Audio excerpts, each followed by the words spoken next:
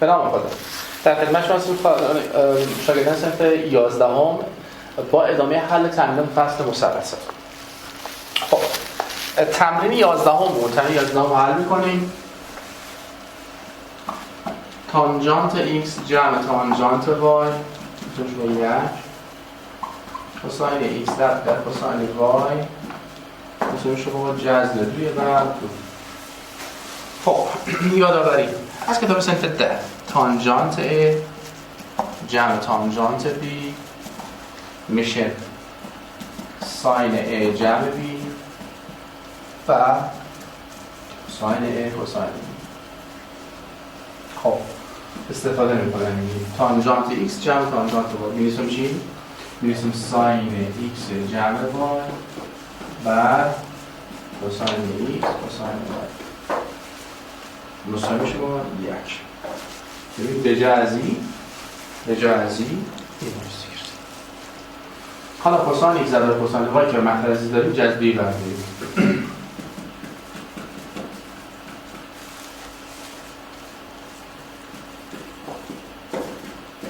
مطرحی که ببینیم طرفین وسطین ای که ضرب 1 میشه ساین x مثبت 2 ای هم میشه ضرب میشه جذبی برداریم. حالا ساین چه زاویه جذبی برداریم 45 درجه ساین پای بر 4. خب پس ای x جمع y میشه پای بر 4 یعنی x جمع y شد پای بر 4. خب حالا فعلا چیزی که ما به دست آوردیم هست x جمع y پای بر 4. نه x به دست آوردیم و نه y. خب چیکار میکنیم؟ ببینید ادامه نه قسمت پاک کنیم چون راه حل ادامه داره. خب طور که دیدیم رسیدیم به اینجا که x جمع y پای بر 4. ببینید الان این سوال استثنایی خیلی راحت با قیمت گذاری کار کرد. به هیچ راه حل دیگه نیاز نیست. تانژانت x جمع تانژانت y شده 1 x جمع y شده پای بر 4.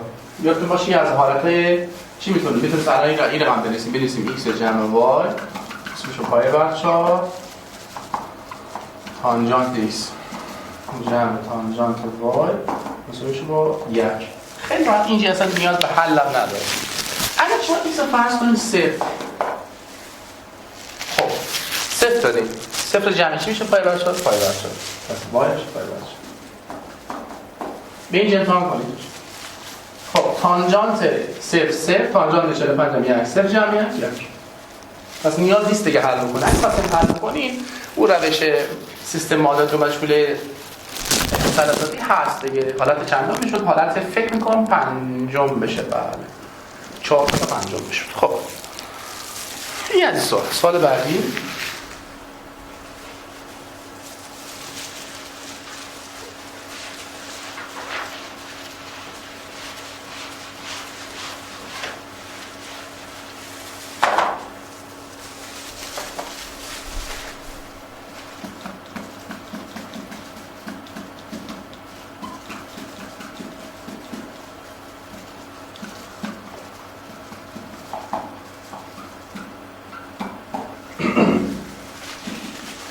کار انجام بدیم مثل ساین x جمع y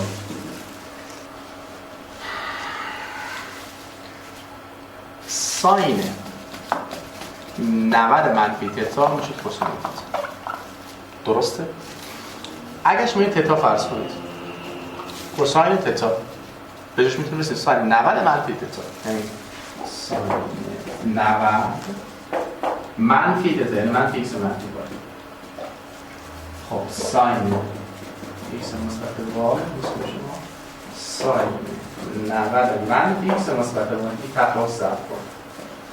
پس x رو هم مساوی اندیم x جمع y مساوی شما این 90 منفی x جمع y ای y به ای y خط من x به دی طرف میشه 2x مساوی شما 90 هر طرف تقسیم بردیم x به اسم 90 تقسیم بردیم 45. خب x رو 45 میگذاریم اینجی یا حالا همینش تانژانت 45 1 منفی تانژانت y مساوی میشه با 1.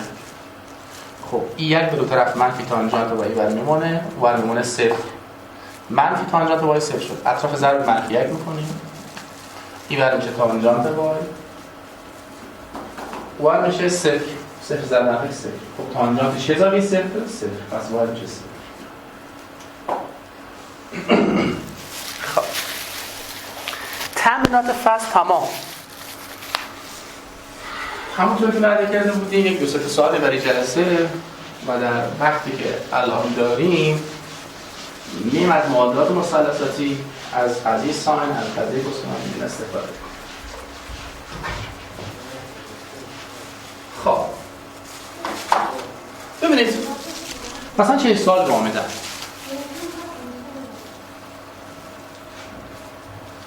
میگن در شکل مقابل شما مقدار x رو پیدا کنید.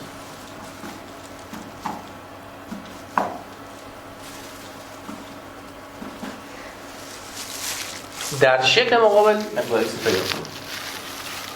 خیلی خوب. ببینید طوری که می‌دانیم ای تتا با ای تتا برابره ای زاویه. چرا؟ چون قرار متقابل است. قضیه کوساین می‌نویسیم برای مثلث. برای مثلث قضیه کوساین می‌نویسیم. خب قضیه کوساین چی میشد؟ میشد کوساین تتا میشد مربع اضلاع مجاور یعنی 16 مثبت 25 منفی 7 مربع شد 49 بر دوچند اضلاع مجاوره 4 ضرب 5. خب حالا به این مثلث قضیه کوساین رو بنویسیم. 3 مربع جمع 4 مربع 16 که دیگر اصلا اسم 16 منفی x مربع بر 2 ضرب 3 ضرب 4. خب این کوساین تتا کوساین تتا پس اینا با هم برابرن. خب 16 و 25 5 و 6 1 11 حاصل از 1 این هم چه 41 منفی 49 این به محصولت و مخرج تو 5 تا 10 تا هم 4 40 کوساین میشه. این بعد 3 مربعش 9 9 و 16 25 منفی x مربع بر 2 4 تا 8 تا 8 3 تا 24. خیلی خوب. همین برای سادگی کار اطراف رو اگه موافق باشین ضرب 4 بکنید. چرا میفهمید؟ ای به 4 1 ای به 4 6 ای به 4 1 ای به 4 10. خب میشه باز ضرب 2 کرد. حالا تو خودت بنویسید 41 منفی 49 میشه منفی 8 بر 10 مساوی میشه با 25 منفی x مربع بر 6. طرفین وسطین ضرب قبلش ساده کنم به 2 4 به 2 5 6 4 تا 24 منفی و مساوی میشه این هم 5 تا 25 تا 125 تا منفی 5 تا x مربع. این 5 تا x مربع منفی میاد اینور مثبت میشه 125 اینجی این 24 باید میشه مثبت 24 5x مربع مساوی میشه با 125 و 24 میشه 149 اطراف تقسیم بر 5 به جذر داره دیگه. اطراف تقسیم بر 5 جذر مرحله بعد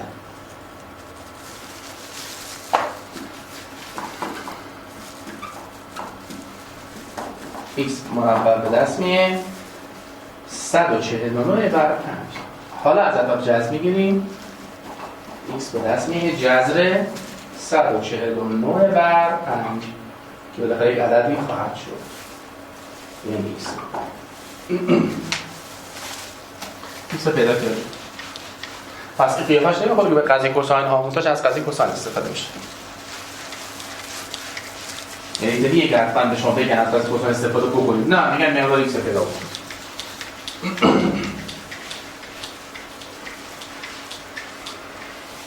خب یک سوال دیگه از قضیه کوساین استفاده بکنیم. چه این سوالی به شما میدن مثلا مثلث A B C طول از این رو شما مثلا میدن 6 طول از این رو شما مثلا میدن 8 طول از این رو شما مثلا فرض کنید میدن 5. یه خط از اینجی وصل میکنم به اینجی اسم از این هم میذارن D. درست؟ خب این فاصله رو به شما مثلا میدن 6. این شما خیلی خوب حل می‌کنیم. این زاویه چیه؟ A در مثلث A B C در مثلث A B C قضیه کوساین ریس یعنی کوساین A میشه مربع اضلاع مجاور، یعنی 6 مربع 36 مثبت 8 مربع 64 منفی 5 مربع 25. بعد 2 ضرب 6 ضرب 8 یعنی دوچنده حاصل ضرب اضلاع مجاور همین زاویه تتا زاویه A. خب حالا در مثلث ABD کوساین A به دست بیارید چون این زاویه A در هر دو مثلث دیگه.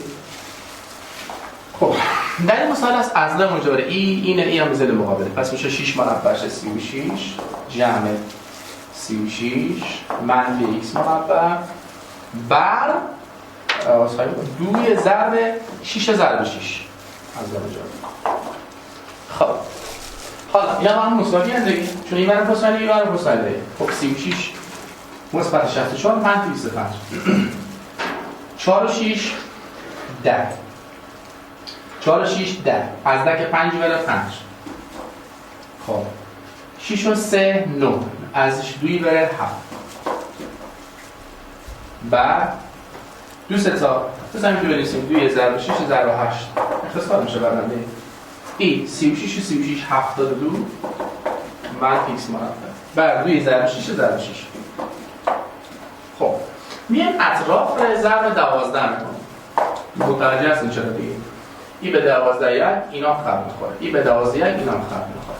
شد 75 بر 8 مساوی شد با 72 منفی x مربع بر 6 طرفین وسطین.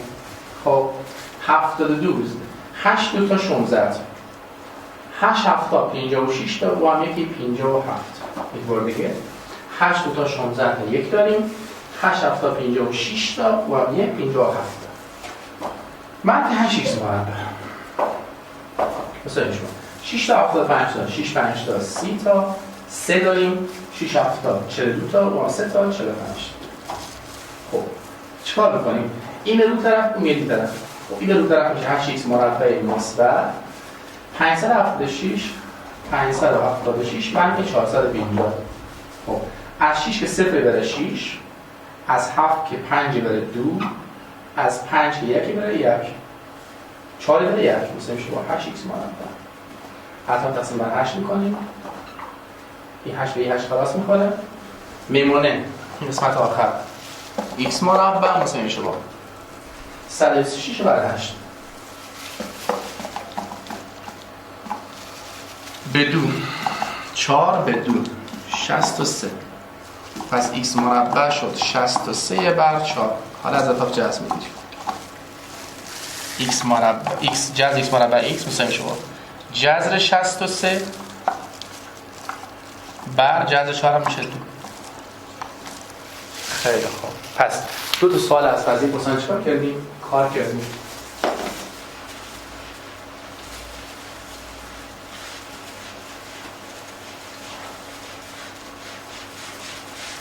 پس داریم مرور میکنیم پس